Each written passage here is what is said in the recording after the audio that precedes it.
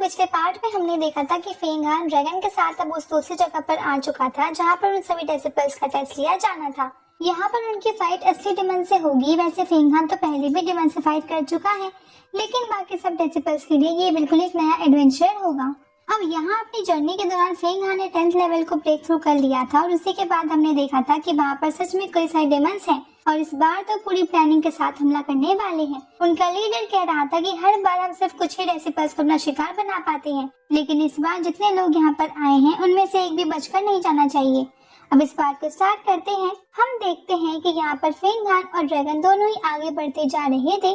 फेंगहान कह रहा था कि सच में 10th लेवल पार करने के बाद मेरी स्ट्रेंथ बहुत ज्यादा बढ़ चुकी है। अब वो आगे बढ़ ही रहे थे कि उसी वक्त फेंगहान सामने एक पत्थर को लुढ़कते हुए देखता है और अचानक से उस पत्थर के अंदर से एक ओल्ड मैन निकलते हैं जो कि तुरंत ही वहाँ से भागने लगे थे। फेंगहान भी उसके पीछे पीछे जाते हुए उनके साथ भागने लगता है। ओल्ड मैन कहते हैं कि मैं यहाँ पर करीबन 100 बार कोशिश कर चुका हूँ, लेकिन अभी तक मैं इनर डेसिबल नहीं बन पाया।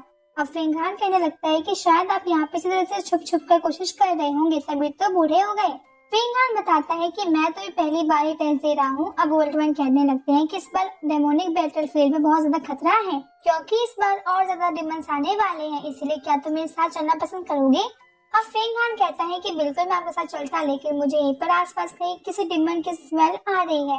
और इसके बाद फेंगहान थोड़ा आगे बढ़ता है, पीछे मुड़ते हुए ओल्ड मैन से कहता है कि इस तरह से भेष बदलकर मासूम डेसिबल्स को बेवकूफ बनाना तो बहुत गलत बात है। और फिर फेंगहान उस ओल्ड मैन के सामने अपने मैजिक टूल को ओपन कर देता है। यहाँ पर मैजिक टूल खुद ब खुद ओल्ड मैन को अपनी तरफ खींच रहा था।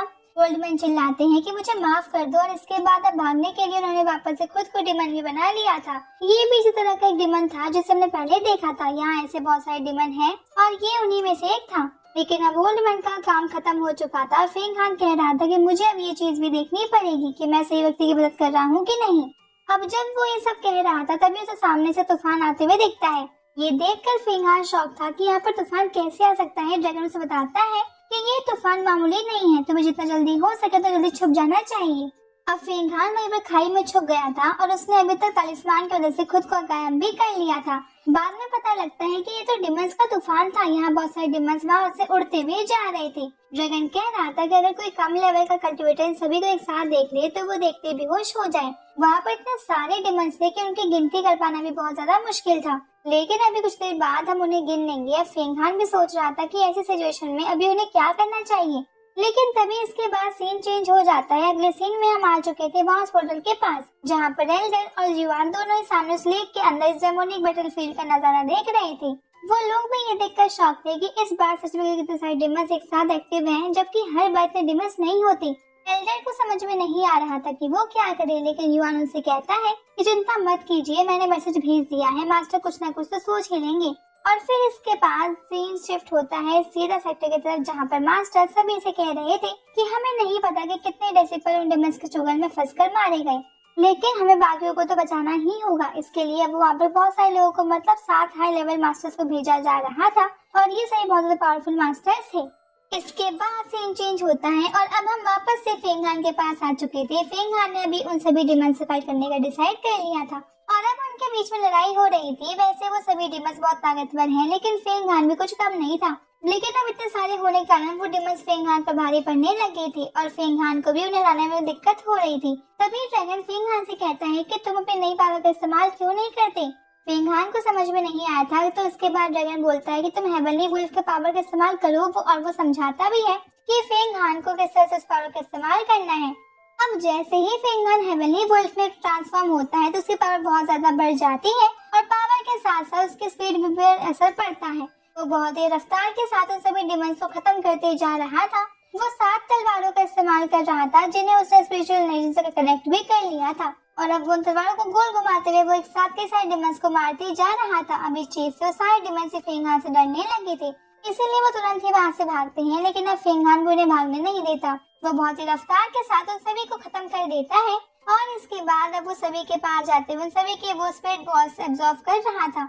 ये सभी स्पिरिट बॉल उसके ड्रैगन पेंटिंग में जा रही थी, जहाँ पर ड्रैगन इन सभी को कलेक्ट कर रहा था और गिन रहा था।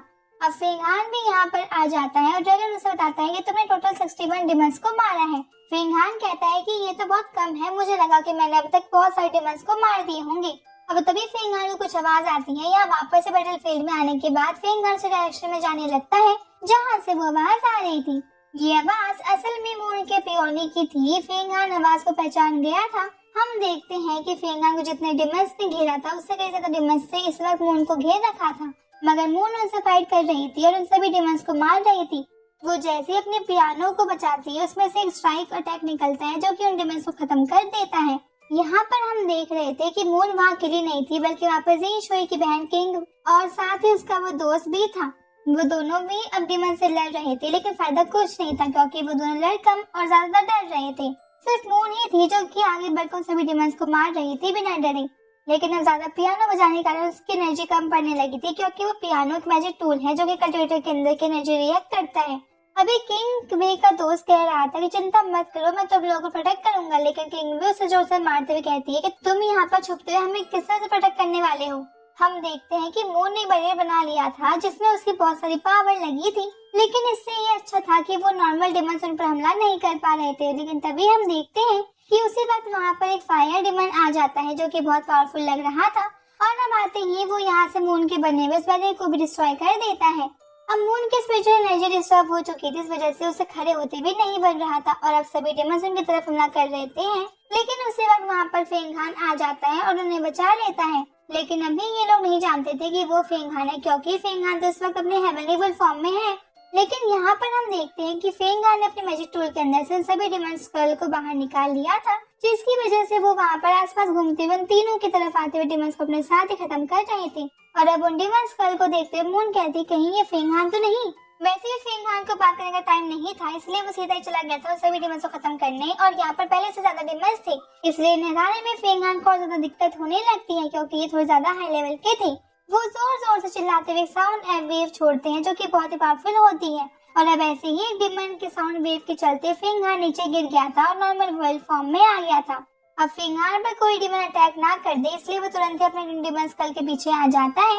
इस वजह से अब उसे उन डिमन से कोई भी खतरा नहीं था। यहाँ पर मून देखती है कि फेंगहान बिल्कुल ठीक है, तो वो जाकर उसे गले लगा लेती है और कहती है कि मैंने सही सोचा था, तुम फेंगहान ही हो। फिर वो कहती है कि क्या तुम यहाँ पर मुझे बचाने के लिए आए हो। इस पर फेंगहान कहता है कि हाँ, मैंने तुम्हारे पियानो की आवाज सुनी थी। लेकिन तभी किंग वे कहने लगती है कि अगर तुमने टाइम पास कर लिया हो तो अब बताओ कि हमें आगे क्या करना है, क्या तुम्हारे पास कोई प्लान है। अब यहाँ पर मून आगे बढ़ते हुए अपने पियानो को उठा लेती है, लेकिन फेंगहान उसे रोक देता है और कहता है कि इससे तुम खुद को डैमेज पहुंचाओगी। और फिर वो किंग वे और उसके डरपोक दोस्त से कहता है कि तुम आजू बाजू के डायरेक्शन पर ध्यान रखो, ये स्कल भी टूट सकते हैं क्योंकि यहाँ पर बहुत सारी डिमंस है। यहाँ किंग वे गुस्सा थी, वो कह रही थी कि तुम मामूली से नौकर मुझे ऑर्डर कैसे दे सकते हो। लेकिन इसके बाद फेंगहान उसकी बात पर ध्यान ना देते हुए तुरंत ही आगे बढ़ गया था उन सभी डिमंस से फाइट करने के लिए, और अब वो डिमंस भी सभी के सभी सीधे फेंगहान की तरफ ही आ रहे थे। इसके बाद फेंगहान फिर से ट्रांसफर हो जाता है अपनी हेवनली वुल्फ फॉर्म में। अब पहले की तरह यहाँ पर लड़ाई स्टार्ट हो चुकी थी। फेंगहान आगे बढ़कर सभी डिमंस को खत्म करते जा रहा था, मगर डिमंस बहुत सारे थे इसलिए फेंगहान को थोड़ा सा भी रुकने का टाइम नहीं मिल रहा था। उसे एक के बाद एक डिमंस को खत्म करते वहाँ से हटना पड़ रहा था। तभी फेंगहान जोर से चिल्लाता है जिस वजह से सामने से आता हुआ एक डिमन वहीं पर मर गया था। फेंगहान ये देखकर शॉक था, फिर वो इस पावर का इस्तेमाल एक दो बार करता है। ये देखकर ड्रैगन हंसने लगता है और कहता है कि बहुत बढ़िया, मेरे बताने पहले तुमने नई टेक्निक सीख ली, लेकिन अगर तुम इसे और ज्यादा हाई लेवल पर करते हो तो ये सारे डिमंस ऐसे ही एक बार में मारे जाएंगे। ये सुनकर फेंगहान कहता है कि लगता है मुझसे किसी चीज का बदला लेना चाहते हो, तभी तो तुमने अभी तक मुझे बताया नहीं। समझ नहीं आता तुम किस चीज का इंतजार कर रहे हो। अब ड्रैगन कहता है कि मुझे माफ करना, मैं बताना ही भूल गया। और इसके बाद ड्रैगन कहता है कि पहले एक लंबी सांस लो और सारी हवा अपने चेस्ट के बीच में रखो। इसके बाद फिर अपने एट डियान गेट ओपन करते पूरे प्रेशर के साथ एक ही बार में चिल्लाओ। ये वैसे तो थोड़ा अजीब था, लेकिन जब फेंगहान ऐसा करता है तो यहाँ पर एक साउंड वेव क्रिएट होती है। ये आवाज बहुत ज्यादा नुकीली और बहुत ही खतरनाक थी। इसकी वजह से वो डिमंस अपने आप ही वहाँ पर खत्म होते जा रहे थे, और देखते ही देखते सारे डिमंस पूरी तरीके से खत्म भी हो जाते हैं। यहाँ तक कि सब आसपास यहाँ नीचे मून किंग में और उस लड़की के ऊपर भी हो रहा था। अब हम देखते हैं कि यहाँ पर फेंगहान हवा में आता है और जितने भी डिमंस उसने मारे थे सभी डिमन को स्पिरिट बिल्ड को ऑब्जर्व कर लेता है, और फिर अब नीचे आते हुए वो देखता है कि उसकी एनर्जी पूरी खत्म हो चुकी है, साथ ही वो नॉर्मल फॉर्म में आ गया था। और उसे ऐसा लग रहा था जैसे कि उसके अंदर बिल्कुल ताकत नहीं हो, या फिर जैसे उसने हफ्ते भर से कुछ खाया ही ना हो। अब वो ड्रैगन से कहता है कि ये कैसी टेक्निक थी, क्या तुम मुझे मारना चाहते हो। तो इस पर ड्रैगन कहता है कि नहीं, मैं तुम्हें क्यों मारूंगा। फिर वो बताता है इसे ड्रैगन टोन टेक्निक कहा जाता है। ये बहुत ज्यादा खतरनाक टेक्निक है और कोई नॉर्मल व्यक्ति अगर इसे परफॉर्म करने की कोशिश करता है तो वो मर जाता है। तभी ड्रैगन देखता है कि वहाँ पर एक डिमंस अभी भी जिंदा था जो कि वहाँ से बचकर जा रहा था। अब ड्रैगन फेंग हान से कहता है कि क्या तुम्हारे अंदर थोड़ी सी और हिम्मत है, क्योंकि अभी एक दो और दुश्मन बचा हुआ है। फेंग हान तुरंत खड़ा होता है, उस डिमन को वहीं पर मार देता है। अब हम देखते हैं कि यहाँ पर इन सभी को बेहोश आ चुका था, ये सब खड़े हो रहे थे। फेंग हान वहाँ पर आता है तो मून उससे पूछती है कि तुम ठीक तो हो, जिस पर फेंग हान कहता है कि मैं बिल्कुल ठीक हूँ।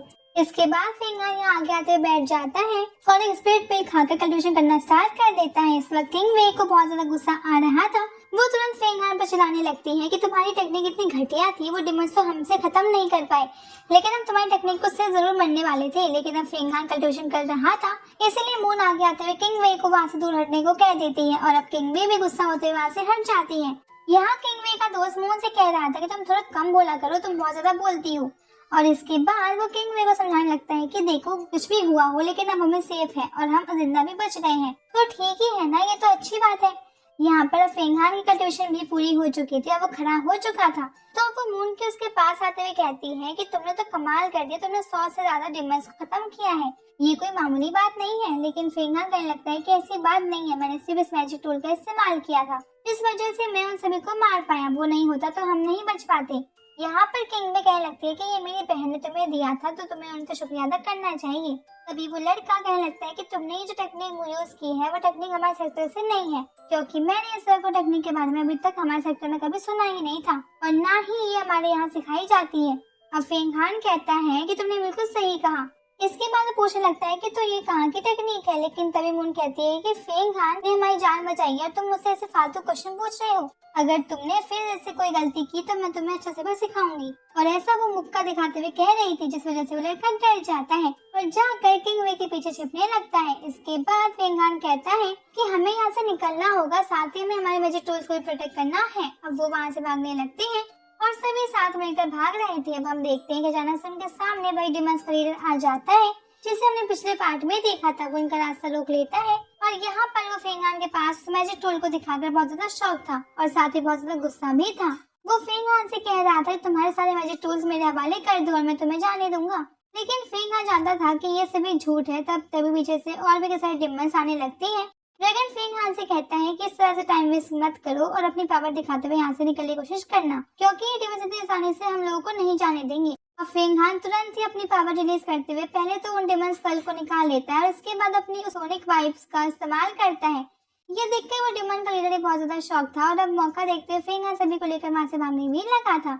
लेकिन फिर इन डिमंस का लीडर भी उनके पीछे करने लगता है। उसकी स्पीड बहुत तेज थी, वो आराम से उन्हें भी कभी पकड़ सकता था, लेकिन वो यहाँ बस खेल रहा था और साथ ही इन बातों में लगा रहा था जैसे कि मुझे वो मैजिक टूल दो तो मैं तुम्हें यहाँ से जाने दूंगा। साथ ही वो मून का पियानो भी मांग रहा था क्योंकि वो भी एक खास मैजिक टूल है। लेकिन अब फेंग हान उसकी बातों पर ध्यान नहीं दे रहा था। यहाँ पर किंग वे और वो लड़का भी यही कह रहे थे कि एक बार इसकी बात सुन तो लो। वो सही बहुत ज्यादा डरे हुए थे और इस चीज को वो डिमंस का लीडर आराम से महसूस कर पा रहा था। वो कह रहा था कि मैं तुम्हारे अंदर का डर को देख पा रहा हूँ। मुझे देखकर बहुत ज्यादा खुशी हुई। पर फिर इसके बाद ये पार्ट ये पे एंड हो जाता है। तो अब अगर आपको वीडियो अच्छी लगी प्लीज इसे लाइक कर दीजिएगा और चैनल सब्सक्राइब कर लीजिएगा। अब हम मिलते हैं आपसे अगले वीडियो, तब तक के लिए bye bye guys and take care.